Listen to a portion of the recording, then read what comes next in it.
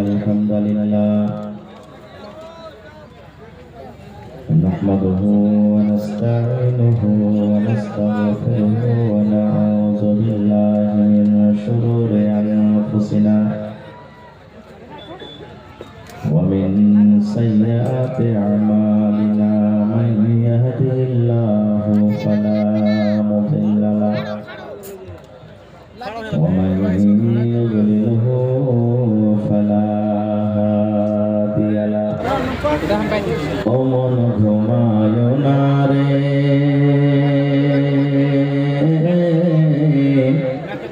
নাম জপ মাওলার একদিন ঘুমাইবা তুমি জিন্দাগির লাগিয়া মন ঘুমায় না রে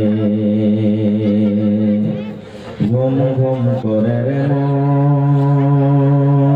মন ঘুমের লাগিয়া একদিন ঘুমাইবা তুমি জিন্দাগির লাগিয়া মন ঘুমায় না রে একদিন ঘুমাইবা তুমি কবরের মাঝার মন ঘুমায় না রে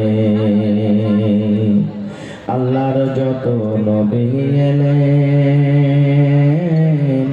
এ দুনিয়া মাঝার একে একে সব চলে গেলেন একে একে সব চলে গেলেন কবরের মাঝার ভাই ঘুমায় না রে ও ভাই ঘুমায় না রে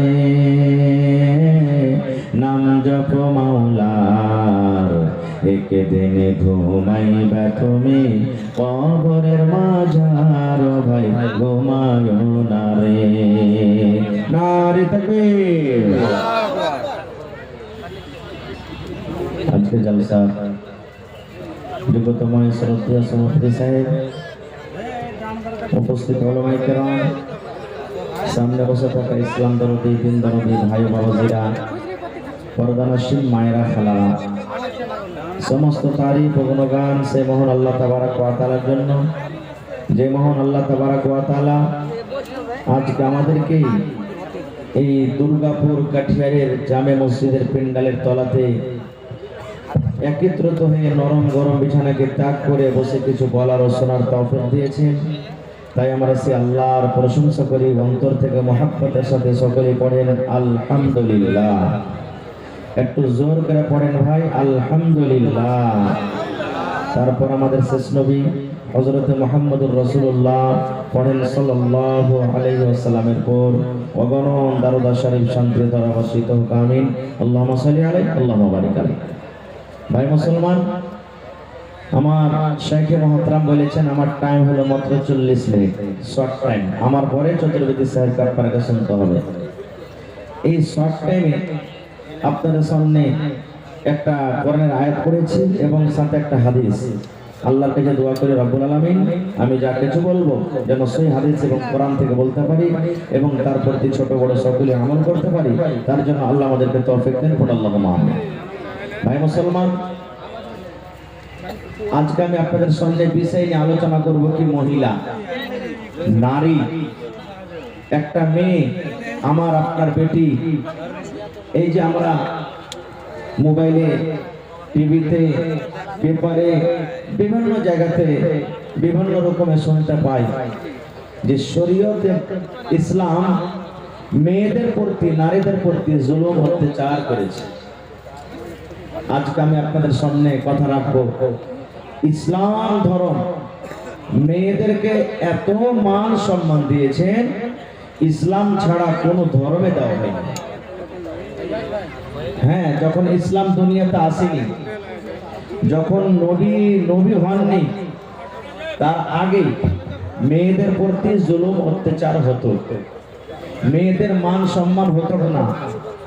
কিন্তু যখন থেকে ইসলাম এসেছে, যখন থেকে নবী মুহাম্মদ সাল্লাল্লাহু আলাইহি সাল্লাম দুনিয়াতে নবী হয়েছেন, তখন থেকে মেয়েদের মান সম্মান এত বাড়িয়ে দিয়েছেন যে ইসলাম ধর্মের মতন মান সম্মান একটা মেয়েকে, নারীকে কোন ধর্মে দেওয়া হয়নি।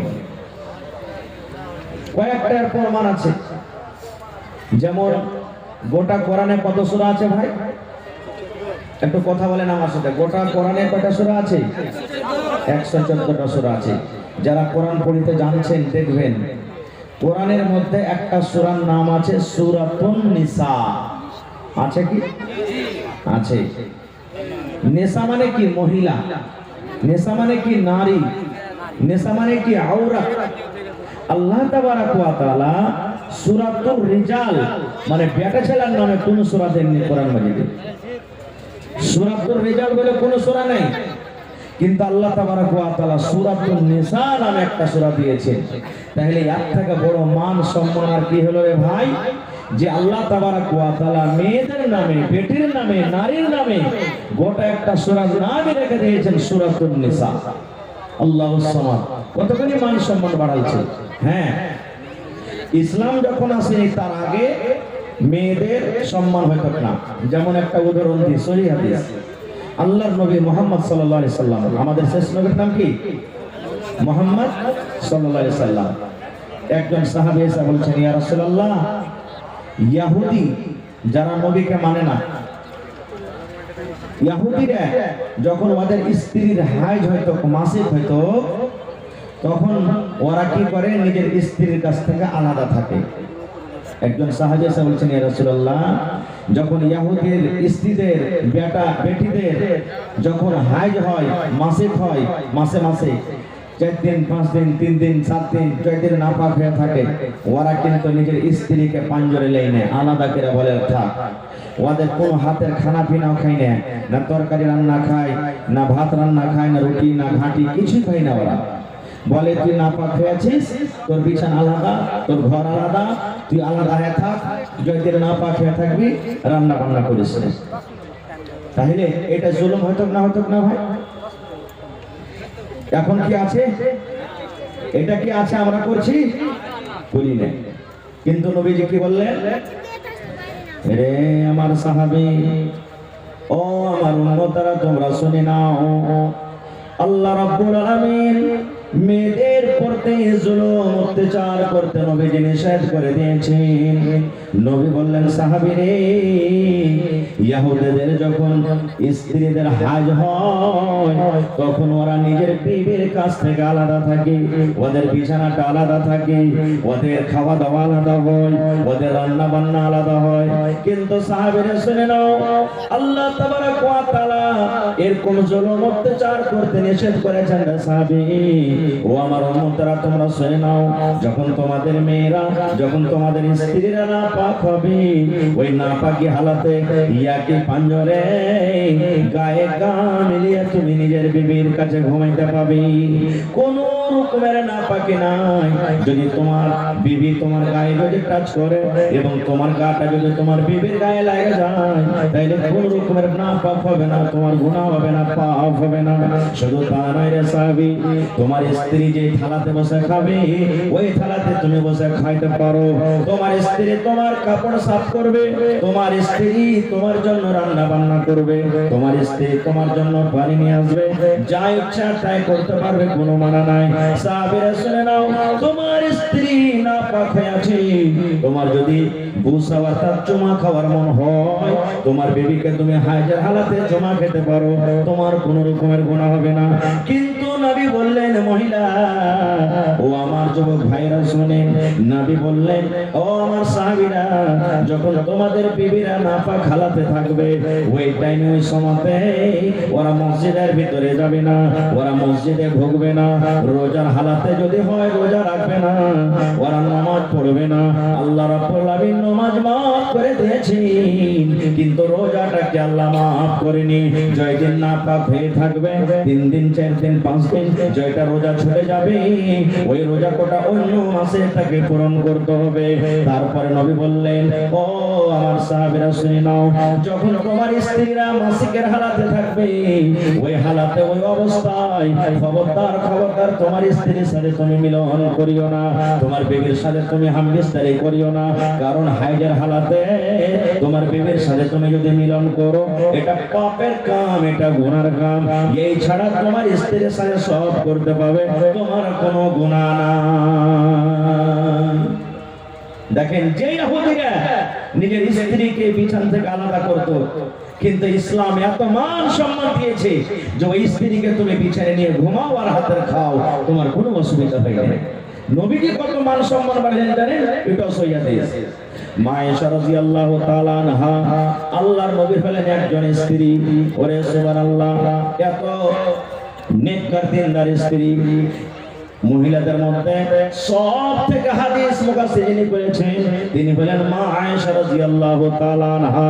সে মা আয়েশা বলেন, আমি একদিন আল্লাহর নবীর পাঞ্জরে বসে আছি, নবী আমার পাঞ্জরে বসে আছেন, আমি একটা পেয়ালাতে কিংবা আমি একটা গিলাসে করে দুধ নিয়ে আসলাম, নবী আমার পাঞ্জরে কিন্তু বসে আছেন।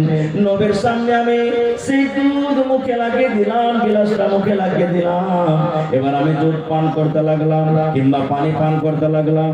পানি পান করতে করতে করতে করতে যখন আমি গিলাসটাকে রেখে দিলাম, দয়ার নবী যেই জায়গাতে আমি মুখ লাগাই ঠোঁট লাগাই আয়েশা পানি পান করলাম, আমার নবী গিলাসটা উঠে নিলেন, আর উঠে নেওয়ার পর যেই জায়গাতে আমি মুখ লাগাই ঠোঁট লাগাই আমি পানি পান কিংবা দুধ পান করলাম, দয়ার নবী ওই জায়গাতে মুখ লাগাই পানি পান করলেন। মান সম্মান বাড়লো না, বাড়লো না? শুধু তা নয়, মা আয়েশা বলেন, আমি গোশত খাই কিংবা হাড্ডিতে আমি দাঁত লাগাইয়া কামড় লাগাইয়া খাই, আমি ওই পিসটাকে খেয়ে ওই গোশতের পিসটাকে খেয়ে যখন আমি থালাতে রেখে দিলাম, দয়ার নবী পিসটাকে উঠিয়ে নিলেন, আর পিসটাকে উঠিয়ে নেওয়ার পর আমি আয়েশা যে জায়গাতে মুখ লাগাইয়ে কামড় দিলাম, যে জায়গাতে আমি দাঁত লাগাইয়ে কামড় দিলাম, আল্লাহর নবী ওই জায়গাতে মুখ লাগাইয়ে কামড় দিয়ে খেলেন। নারে তাকবীর। এবার মা আয়েশা কি বলছেন শেষের বেলাতে, আমি যে এরকম ভাবে নবীর সাথে খেলাম, আমার কাইনিরা ঝোঁকটা জিনিস নবী খেলেন, আমি হাইজের হালাতে মাসিকের হালাতে আমি ছিলাম। সুবহানাল্লাহ। তাহলে দেখেন ইসলাম ধর্ম মান সম্মান দিয়েছেন দেনি ভাই, আল্লাহু সামাদ। কিন্তু তখনকার ইহুদিরা নিজের স্ত্রীদের নিজের মেয়েদের মান সম্মান দিত না, আজকে আমরা মুসলমান হয়ে মেয়েদের মান সম্মান দিই না। বলবেন কেমন করে? জি, একটা হাদিস শুনেন আরো। আল্লাহর নবী বলেছেন, আদ-দুনিয়া কুল্লুহা মাতা ওয়া খায়রু মাতা'id দুনিয়া আল মারআতুস সালিহা। এই দুনিয়াতে সবথেকে দামি জিনিস কি ভাই? সোনা। সোনা দামি জিনিস না সস্তা? একটু কথা বলেন। দামি জিনিস। চাঁদি, হীরা, মোতি, মুক্তা এগুলো দামি জিনিস না সস্তা? ওরে সুবহানাল্লাহ। কিন্তু দয়ার নবীর হাদিস শুনেন, আল্লাহর নবী 1400 1450 বছর আগে এলান করে দিয়েছেন, ও দুনিয়ার মানুষ তোমরা শুনে নাও, সোনা একটা দামি জিনিস, চাঁদি একটা দামি জিনিস। ও আমার সাহাবীরা শুনে নাও, সোনা, হীরা, মুক্তা, মুক্তা যত দুনিয়াতে দামি জিনিস আছে, আল্লাহর নবী বলেছেন সমস্ত দামি জিনিসকে এক সাইডে একদিকে তুমি রেখে দাও, আর যত দুনিয়ার দামি জিনিস আছে এক সাইডে রেখে দাও। সমস্ত দামি জিনিস থেকে হলো সব থেকে বেশি দামি যেটার ব্যাপারে রাসূল বলেছেন, আল মারআতুস সালিহা, একটা নেককার নারী, একটা নেককার দিনদার মেয়ে। কারণ সোনা তার আগে ফেল হয়ে যাবে, চাঁদি তার আগে ফেল হয়ে যাবে, হীরা মণি মুক্তা তার আগে ফেল হয়ে যাবে। একটা দিনদার নেককার নারীর আল্লাহ রাব্বুল আলামিনের কাছে যত দাম, একটা দিনদার মেয়ে ছেলের আল্লাহর কাছে যত মার্তবা, দুনিয়ার সোনা চাঁদির অত মার্তবা হইতে পারে না। কিন্তু সুবহানাল্লাহ, এই বর্তমান যুগের পৃথিবীতে সব থেকে যদি সস্তা আছে একটা বেডি ছেলে। বেডি ছেলে সস্তা নেই ভাই। এই যে পানির বোতল দেখেন স্টেজে আছে, হাফ লিটার খরিদ করতে যাবেন 10 টাকা লিবে, লিবে না লিবে না?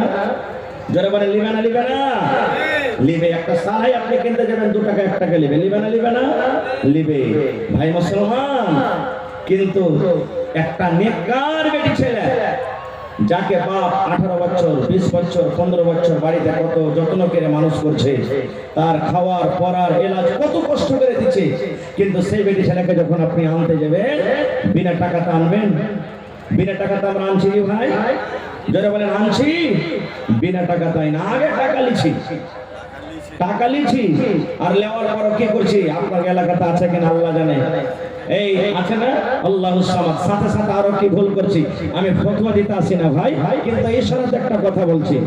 আচ্ছা বলেন তো, আপনাদের এলাকায় ধরেন কোন বেটি ছেলের বিয়ে হইলো, 2 লাখ টাকা 2 লাখ টাকা লাগবে, ফয়সালা হয়ে গেল, 2 লাখ টাকা দিয়ে দিল, এবার 10,000 15,000 টাকা মোহর ধার্য হলো, মোহরটা লাগবে তাকে, তো পকেট থেকে তো আমরা সবাই দিনে কত ভাইকে দেখছি যে হাজি বিহাই 15,000 টাকা তো মোহর লাগবে, তুমি আমাকে 2 লাখ টাকা দিবি করবে, তো 15,000 টাকা কাটে তুমি আমাকে টাকাটা দিও, 15,000 টাকা মোহর হয়ে গেল। এরকম হলো, এরকম হয় না নাকি? হয়েছে। আচ্ছা আজকে বলেন তো, আজকে জলসাটা কিসের? মসজিদের জলসা। জলসাটা কিসের ভাই? মসজিদের জলসা। আমি যদি বলি ভাই কেমন আছেন, 10,000 টাকা দেন, আপনার পকেটে টাকা নেই, এবার গেলেন গ্রামে, গ্রামে যে একটা গাড়ি কিংবা কাহারির বল গরুকে চুরি করে বিক্রি করে আসলে মসজিদে দান করতে হবে, চলো আর দিয়ে দিলেন, নেকি পাওয়া যাবে? নেকি পাওয়া যাবে? পাওয়া যাবে না। তো ওইখানে যে গুন্ডাগার দেখা গেল না ভাই, ওখানে চুরি হয়ে গেল, এত জেহেজ কোন লেওয়াটা হারাম, শরীয়তের নিগাতে হারাম, হারাম। আর ওই হারামের টাকা দিয়ে একটা জায়েজ জিনিসকে, যেটা শরীয়তে বিহাতে মেইন জিনিস হলো মোহর, যাকে আদায় করতে আল্লাহ রাসূল বলেছেন, সেই মোহরটা আমরা দিয়ে স্ত্রীকে হালাল করব, সেটাও তো আমরা হারামের টাকা দিলাম। তো ভাই আমার, মেয়েদের মান সম্মান কথা আমরা রাখলাম? মানটা রাখলাম আমরা? কি মান রাখলাম না আমরা? ভাই রে, আমার টাইম খুব শর্ট, আর একটা হাদিস আপনাদের সামনে রাখি। ভাই মুসলমান, আজ থেকে নিয়ে 1400 1450 বছর আগে মক্কার লোকেরা, মক্কা নগরী, কেউ সবাই নাই, সব মানুষ খারাপ নয়, কোন মানুষ কি করতো, নিজের বেটিকে, জিন্দা বেটিকে দফন করতো, জিন্দা বেটিকে মাটিতে দফন করতো, খুঁজে দিত, জীবিত বেটিকে দফন করতো। কেমন করে? ইমাম বাগাবী রাহমাতুল্লাহ আলাইহি বলেন যে আল্লাহ তাবারাক ওয়া তাআলা কোরআনে বলছেন, وَإِذَا بُشِّرَ أَحَدُهُم بِالْأُنثَى ظَلَّ وَجْهُهُ مُسْوَدًّا وَهُوَ كَظِيمٌ। ওরে সুবহানাল্লাহ, যখন মক্কা নগরে, ওই মক্কার জমিনে যখন তারা খবর পেত, ওরে আল্লাহ কি খবর, যে তার বাড়িতে মেয়ে জন্মগ্রহণ হয়েছে, পেটে জন্মগ্রহণ হয়েছে, ওই বাবা শরমের কারণে, লজ্জার কারণে গ্রামের ভিতরে হাঁটতে পারত না, 10 বন্ধুর সামনে বসতে পারত না, গ্রামে হাঁটতে পারত না। আল্লাহকে আমাকে শ্বশুর বলবে, কাকে আমি জামাই বলবো। আল্লাহ এরকম ভাবে লোকেরা আর দিত, গ্রামে যদি লোকটা হেঁটে যেত, মানুষেরা দেখিয়ে দেখিয়ে বলতো, দেখ রে দেখ, এটা হলো বেটির বাপ, এটা হলো মেয়ের বাপ, এটা কন্যার বাপ, হেঁটে যায়, এরকম ভাবে লোকেরা তানা দিয়ে কথা বলতো। এবারে ছোট ছেলে কাঁদছে, কার ছেলে হারিয়ে গেছে, লিয়ে আছে, तो देखो पर्दा से देखो, ये ছেলেটা के लिए जाओ, एक बच्चा गायब हो गया है, किसी के गोद में रो रहा है, बच्चा है कि बच्ची है, चूड़ी है, आप ले जाइए। এবারে বাপ কি করতে? আল্লাহু সামাদ। যখন মেয়েটার বয়স 4 বছর 5 বছর 7 বছর যখন হয়তো, স্ত্রীকে কিন্তু জানাইতো না, একটা কোদল নিয়ে মাঠে জঙ্গলে চলে যেত, আর মাঠে যাওয়ার পর একটা গর্ত করতো, কবর করতো, খাল করতো, খাল করে বাড়ি চলে এলো। বিবি কিন্তু জানে না। এবার বিবি কাইসা বলতো, কি রে হালেমার মা, ও জামিলার মা, জায়েদার মা, সাফিয়ার মা, শুনে নাও, আমার মেয়ে 5 বছর 7 বছর বয়সে ছেড়ে দিবি, জীবনে কোনোদিন কাঠিয়ারের বাজার দেখতে পাইনি, শ্যামাপুরের বাজার কেমন হয় দেখতে পাইনি, আমার মেয়েটা জীবনে কোনোদিন মেলা কেমন হয়, চক কেমন হয় দেখতে পাইনি।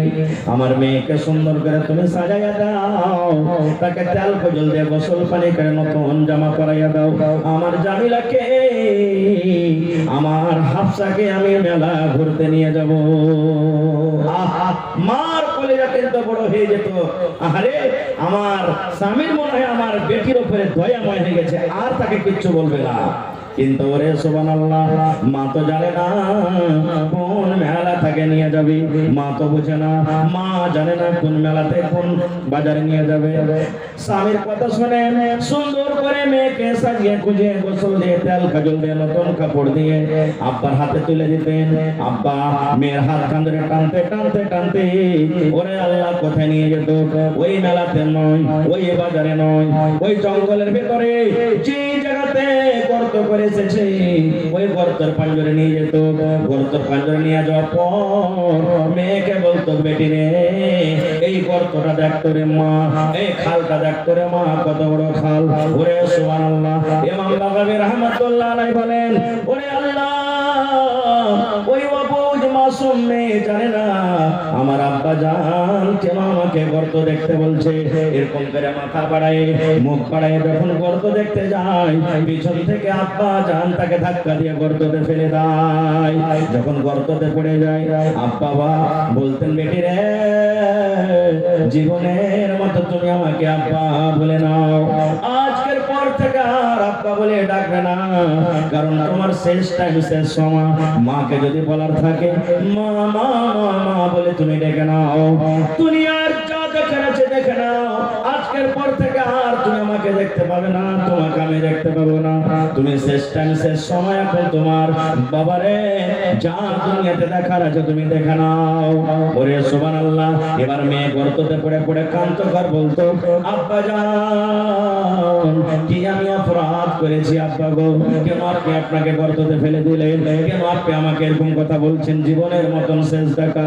আব্বা বলতো, তোমারে যেদিন থেকে তুই জন্ম হয়েছিস রে মা, সেদিন থেকে আমি গ্রামে আর হাঁটতে পারি না, লজ্জার কারণে গ্রামের সামনে আমি হাঁটতে পারি না, লজ্জার কারণে আমি গ্রামে মুখ দেখাতে পারি না।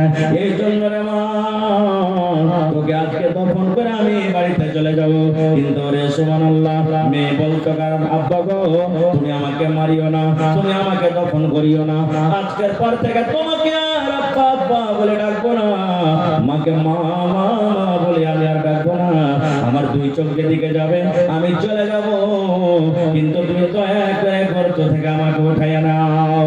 তার কথা শোনা হয়তো না, ওই মক্কা নগরী ওই একটা মেয়ের কথা শুনতো না, ওই মেয়েকে উপর থেকে মাটি চাপিয়ে জিন্দা জীবিত তাকে দফন করে বাড়িতে আসতো। কিন্তু নবীজি কত তার মান সম্মান বাড়িয়ে দিলেন, মেয়েদের মান সম্মান কত নবী বাড়িয়ে দিলেন, মেয়েদের ফজিলত কত দিয়ে দিলেন। আল্লাহর নবী বললেন, ও বেটির বাবা, ও মেয়ের বাবা, তোমরা শুনে নাও, আল্লাহ রাব্বুল আলামিন তাকে দুইখানা মেয়ে দিয়ে আজমাইশ করেছেন। আল্লাহ রাব্বুল আলামিন দুইখানা বেটি দিয়ে তাকে পরীক্ষা করেছেন। ওরে সুবহানাল্লাহ। ও বেটির বাবা, তুমি খুশি হয়ে যাও, খুশি হয়ে যাও। আল্লাহর নবী বলেছেন, যার বাড়িতে মেয়ে জন্মগ্রহণ হয়েছে, ওই বাপ যদি মুখখানাকে ভারী না করে, ওই বাবা যদি মুখখানটা কালো না হয়ে যায়, ওই বাবা যদি আফসোস না করে, আল্লাহ কেন তুমি আমাকে মেয়ে দিয়েছ, আল্লাহ ছেলে কেন দাওনি, হাসি মুখে আল্লাহ যেটা দিয়েছে আল্লাহর হাজার হাজার শুকর। ওই মেয়ের লালন পালন করে মেয়েকে বড় করে যতদূর পারলো শিক্ষা দিয়ে ভালো ঘর ভালো পর দেখে তার যদি বিয়ে লাগিয়ে দিতে পারে, আল্লাহর নবী বলেছেন, ও মেয়ের বাবা, আমি নবী জান্নাতের ভিতরে যাব রে, জান্নাতের ভিতরে যাব। ওই বেটির বাবা আর আমি নবী জান্নাতের ভিতরে যাব। কত দূরে দূরে থাকবো জান্নাতের ভিতরে, জান্নাতে গিয়ে কত দূরে দূরে থাকবো। দয়ার নবী এই দুটো অঙ্গলকে ইশারা করে বললেন, ও আমার উম্মতরা শুনে নাও, ও আমার সাহাবীরা তোমরা শুনে নাও, এই দুটো লোক যেমন পাশাপাশি হয়ে আছে, এই দুটো লোক যেমন পাঞ্জরে পাঞ্জরে হয়ে আছে, আমি নবী আর ওই মেয়ের বাবা জান্নাতের ভিতরে পাশাপাশি থাকবো। নারে তাকবীর। দেখেন কত মান সম্মান বাড়িয়ে দিলেন। তাহলে আমার মনে হয় এই মজলিসে যত মানুষ আছেন, প্রত্যেক মানুষের বাড়িতে বেটি আছে, আছে না নেই? জোরে বলেন, আছে না নেই?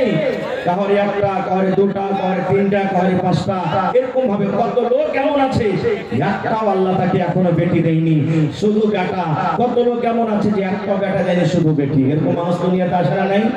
যার তিনটা চারটা বেটি হয়ে গেল ভাই, ও শাশিতে ঘুচা মারবে, রে মরার বেটা মরা, রে গোলামের বেটা গোলাম, তুই কোন মায়ের লোককে নিয়ে শেষ করিয়া এই হুজুরের বেটিকে তালাক করছিস, ছেড়ে দে। যা গালা বলবে, নন বলবে, তোর নিয়ত দেখে, এরে মাগি তোর নিয়ত দেখে আল্লাহ তাআলা তোকে শুধু বেটি দিয়েছে, বেটা দেয়, তুই জীবনে কোনোদিন বেটার মুখ দেখতে পাবি না। ভাইরে, আল্লাহ তাআলা কোরআনে সূরাতুশ শূরাতে বলছেন যে আমি আল্লাহ তাআলা যাকে ইচ্ছা করি বেটা দান করি, আমি আল্লাহ তাআলা যাকে ইচ্ছা করি বেটি দান করি, আমি আল্লাহ তাআলা যাকে ইচ্ছা করি বেটা বেটি দুটাই দান করি, আমি আল্লাহ তাআলা যাকে ইচ্ছা করি তাকে বাঁধ করে রাখি, একটাও সন্তান দিই না। তাহলে বেটি দেওয়ার মালিক কে ভাই? জোরে বলেন। বেটা দিয়েছেন কে? আল্লাহ। আর বেটা বেটি দুজনে দিয়েছেন কে? আর আল্লাহ কাউকে কিচ্ছু দেয় না কে? হ্যাঁ, তাহলে তাকে বান যারা আছে একটা ছেলে ছেলে হয় না, রাগ করে এই কথাটা কইয়ে দেন না, শালা তোর দিলে রহম লাগে বলি আল্লাহ তোকে একটা ছেলে দেন। এগুলো ভুল ভুল। আর ভাইরা বলবো যার বাড়িতে বেটি হয়েছে যে স্ত্রীর পেট থেকে তাকে গালি দিবেন না। আর একটু কথা বলে দিই, 1 মিনিট লম্বা ঘটনা থেকে যাব না।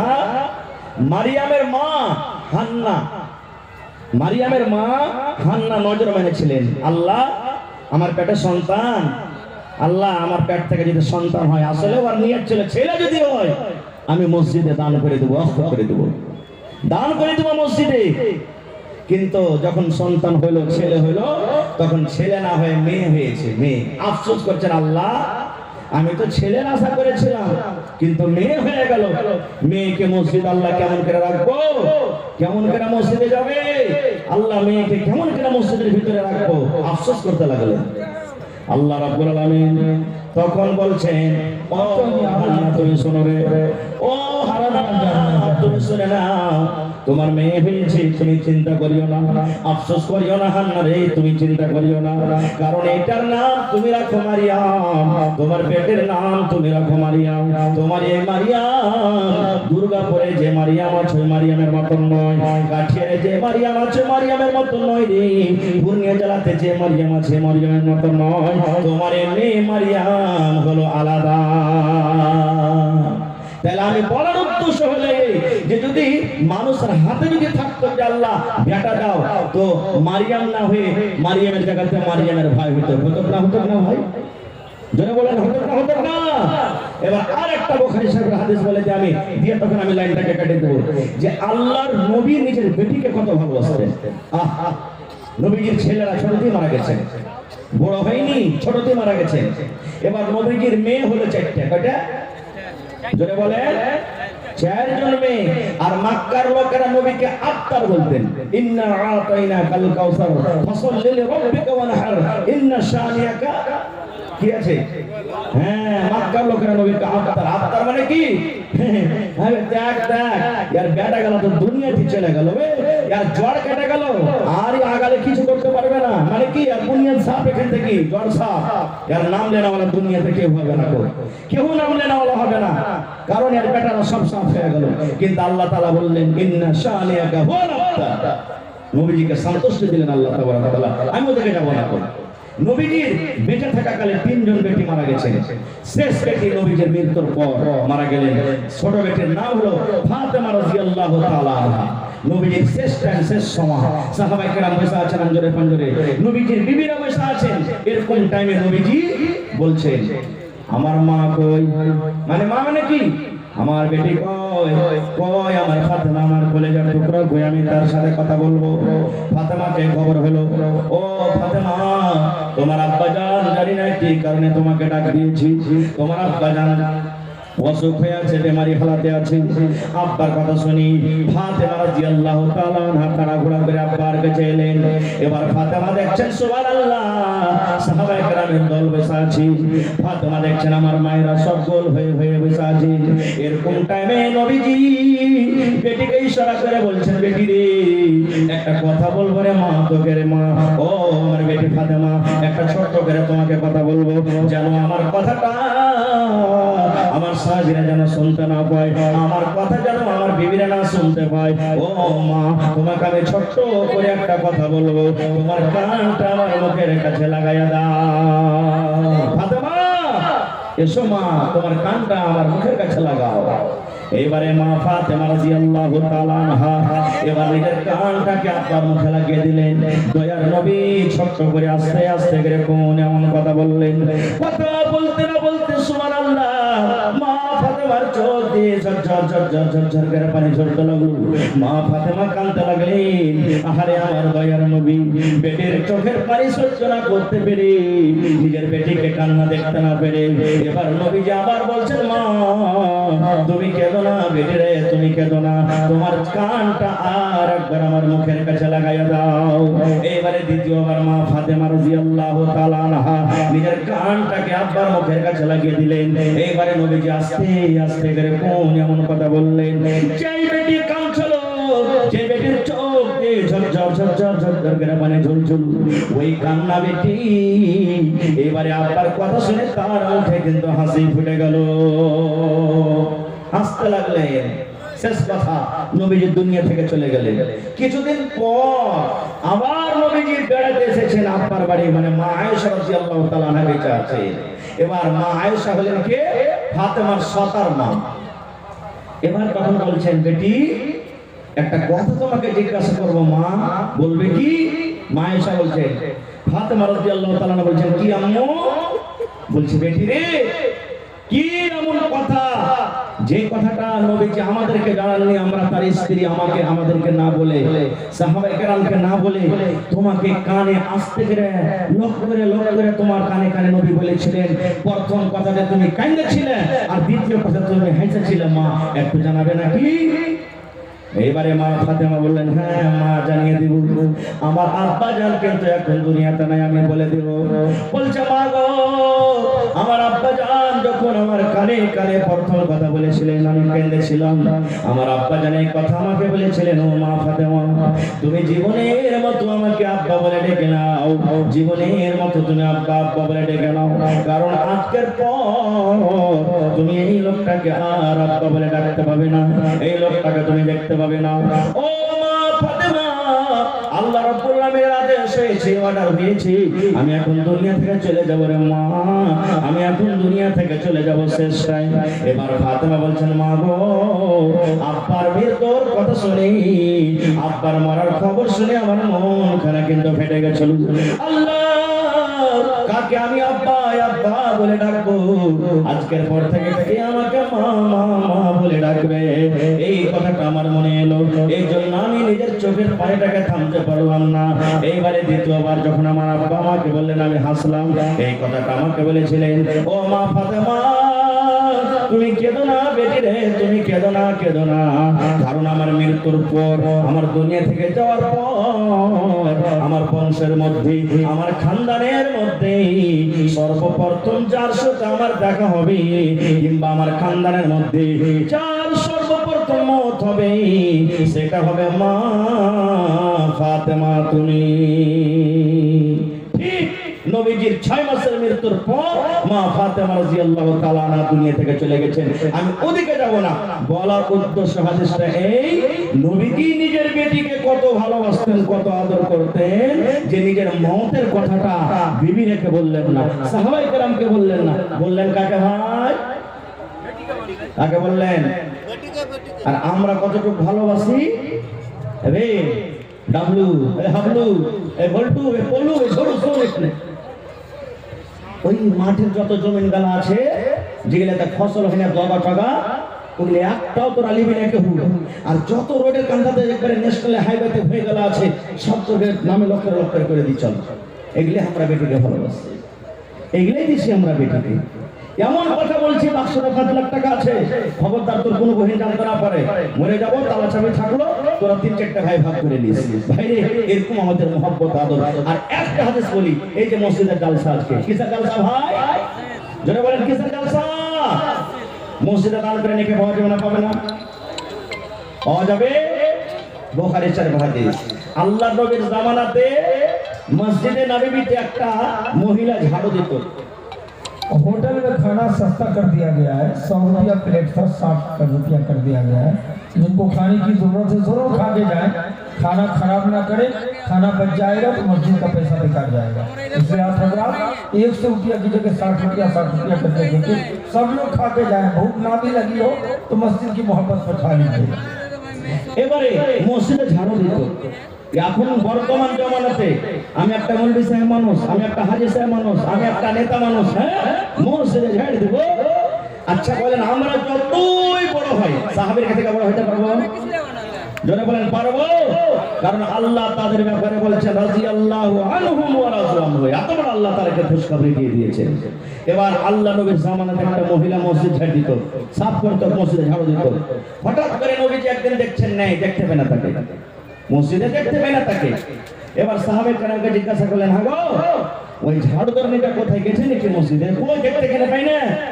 তো সাহাবীদের মধ্যে কোন লোক বলেন, হুজুর ও তো মারা গেছে, মরে গেছে। তো বলছেন যে ওর কাফন দাফনের টাইম কখন করেছো? বলছে যে হুজুর ওকে তো রাতের বেলাতে আমরা দফন করে দিয়েছি। আল্লাহ রাসূল বললেন যে আমাকে যে খবর করনি তোমরা, বলছে সামান্য একটা মসজিদের ঝাড়ু দাঁড়ালে মসজিদে ঝাড় দিত, ছোটখাটো কাম করতো। যেমন এই বর্তমান যুগে ইমামের আমরা ভ্যালু দিই না, যেমন এই বর্তমান যুগে কখন ফেলে দেব, যখন খালি বিহা পড়ার টাইম লাগে মৌলবীদের কাছে ডাক, তার মধ্যে সব সময় ওকে আমরা কোনো আহমিয়ত দিই না। এবারে নবী বললেন যে তোমরা যে ওকে দাফন করলে তা আমাকে কেন জানাওনি? বলছে হুজুর সামান্য একটা মসজিদের ঝাড়ুদার নেই, মসজিদে ঝাড় দিত, ছোটখাটো কাম করতো, তা আপনাকে কি কষ্ট দেব? আমি রাতে করে দিয়েছি। ওরে সুবহানাল্লাহ। যখন কথাটা শুনলেন আল্লাহর নবী রেগে গেলেন। রেগে যাওয়ার পর বলে চলো কোথাও ওকে মাটি দিয়েছো আমাকে দেখাও, কবরটা দেখাও কোথায় মাটি দিয়েছো। ওরে সুবহানাল্লাহ, জীবনের প্রথমবার নবীজি ওই লাশটাকে কবরটাকে সামনে করে জানাজার নামাজ পড়লেন। এই হাদিসটা থেকে আমরা কি বুঝতে পারলাম? নবীজি একটা মসজিদের ঝাড়ুদারের মান সম্মান কত বাড়িয়ে দিলেন। এবার আপনাকে বলবো, যদি মসজিদের একটা ঝাড়ুদারের মান সম্মান এত হয়, তাহলে মসজিদে যারা দান করে তাদের মান সম্মান কত? মসজিদে যারা দান করে ওদের সম্মান যদি বড় বেশি হয়, তাহলে যারা মসজিদে নামাজ পড়ে তার মান সম্মান কত ভাই? এই মানে আল্লাহ রাসূল সাল্লাল্লাহু আলাইহি ওয়াসাল্লাম এলান করে দিয়েছেন, মান বানা লিল্লাহি মাসজিদান বানাল্লাহু লাহু বাইতান ফিল জান্নাহ। ও আমার উম্মতেরা, তোমাদের মধ্যে যে আল্লাহকে রাজি করার জন্য একটা মসজিদ বানাবে, আল্লাহ তাবারাক